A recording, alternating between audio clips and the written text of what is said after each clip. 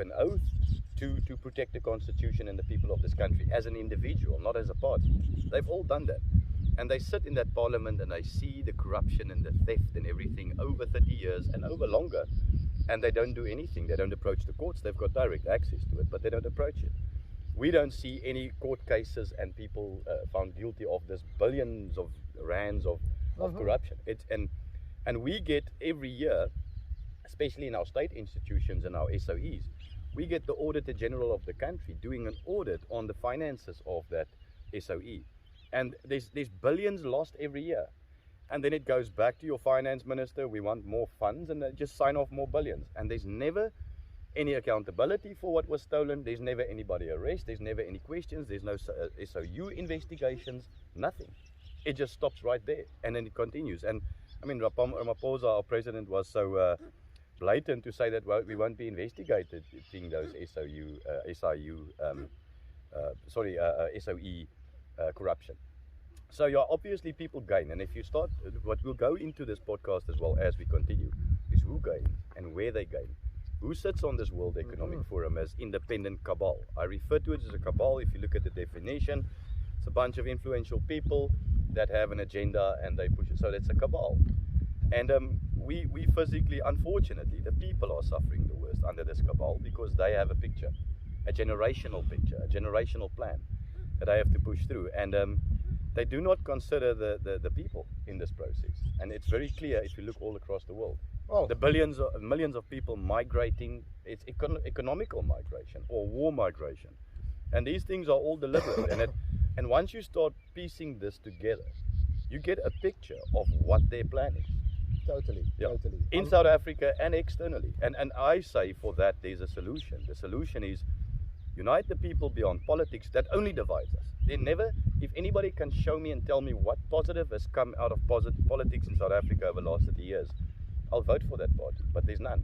There's none. That's where my mind is as a normal man. I mean, as far as I'm concerned, these leaders that we have in place making these decisions, maybe I'm stupid, but they are supposed to work for me and you. Yep. We pay the taxes on every little box of matches that we pay. I have to pay taxes on literally everything that I touch. So nothing is really mine.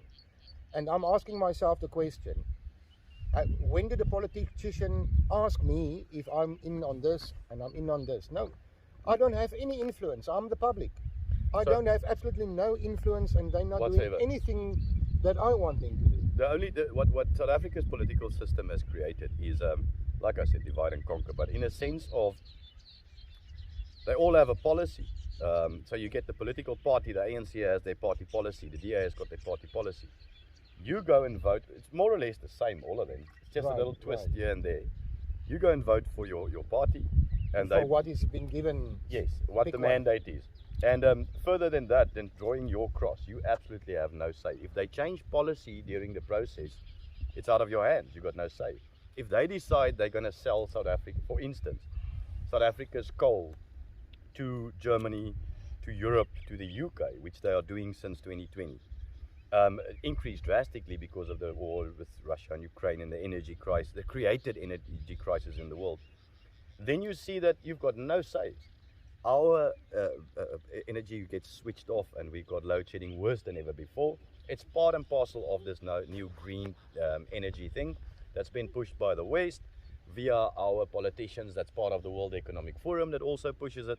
So, and they, and the same people actually benefit out of this green energy. They get the deals. So it's a real mafia setup. Wait a minute, are you saying, if I'm reading into this, and I remember how the government was bailing the Gupta family on state capture. If you're saying this to me, what I understand is that our state has been captured by our politicians. Well, our state, put it this way, our state and our politicians has been captured. That's the real answer. Because if just look at South Africa's government, I can link up a lot of people that are directly involved in the World Economic Forum. Now, you have an entity, a global entity that operates like a global government. Non-elected, nothing. Non-elected, they are just billionaires that came together and decided they're going to change the world as they see it. Playing Monopoly. That is exactly what they're doing. Now, if you look at South Africa's government and our parliament, and our politicians and our big businesses to see how many people are physically involved there. A simple example, our Minister of Justice, for instance, Ronald Lamola, is directly involved. He's a young global leader now of the World Economic Forum. People like the Ruperts, the Oppenheimers, they've always been involved in the World Economic Forum. People like Cyril Ramaphosa's brother-in-law, he's a trustee on the World Economic Forum. He's part of the government of the World Economic Forum, the inner core. And these people roll out policies that impact us. But the same person, for instance, Patrice Motsepe, the president's brother-in-law, he benefits of 50% of all the renewable energy deals coming to South Africa, according to media. It's we can share the links and whatsoever, but they benefit. So you're telling me the president sitting there creating the policy for his brother-in-law to own 50% of the country's renewable energy, he gets nothing out of the deal. This is nepotism on the highest level, and it's corruption, it's pure evil. And while South Africans are suffering without electricity, and we know some of it is created, we know all of it is created. We know the people involved pushing down Eskom is the same people that will benefit out of the energy. Another person, for instance, involved is Mr. Rupert. He's got on his farm, he's got his own hydroelectrical plant. He's been complaining openly and publicly since 2020 that he can't connect his hydro plant into the system. And this is what's happening. The billionaires in the country, the rich people, have seen this coming. They knew this is coming because this policy is not decided today. This is long-term plan and generational. So when did we witness in South Africa all these wind farms and stuff going off, up? 10, 15 years ago already it started. But it was never connected into the grid. So they knew ultimately the investment will return. Because are you going to spend billions on something and just let it it's white elephants? They knew this policy is coming, and they knew their person is Ramaphosa because he's been bought for many years. He's been handed free shares in multinational companies. He's been, like I said, Rupert asked Nelson Mandela in the beginning, and he said, when you finish your only term that you want to be president, who's going to be follow you? Is it Ramaphosa? I think they wanted him to follow, and because that's his words. And he said, no, it's he has to go and become rich in the private sector first before he can come back later and become president.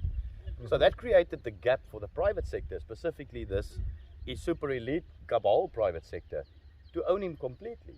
And now he's president, and now we can see the policies rolling out. It's not pro-South African. It's pro-World Economic Forum. It's pro-renewable energy. It's pro-globalism. Nothing is for the people of the country. And that's where we come in. I mean, we want to discuss these things, and we want people to start talking with us and thinking with us. What are the solutions? What are the problems? What are the solutions?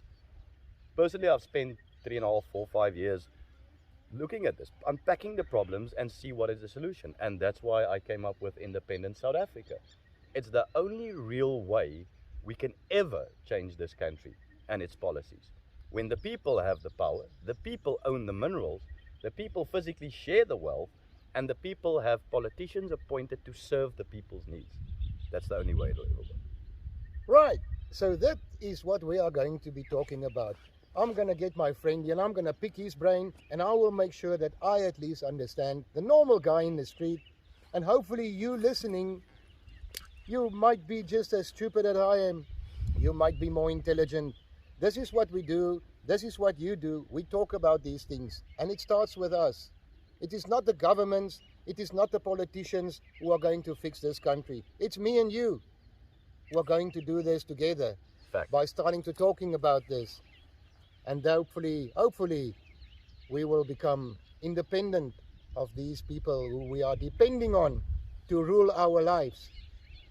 Very soon, it will be time for you to vote again. You need to think, are you voting for yourself or for someone else? Thank you, Dave. Thank you, man.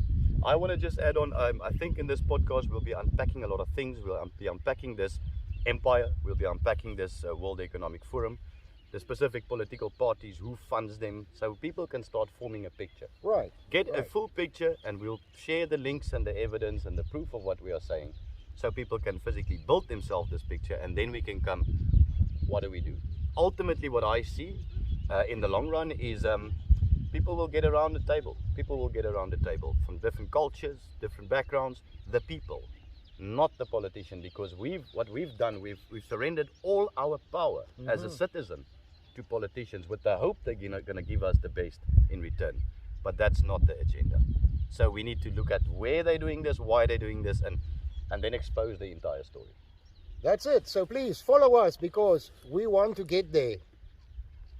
Okay. Cheers, man. Right. Cheers.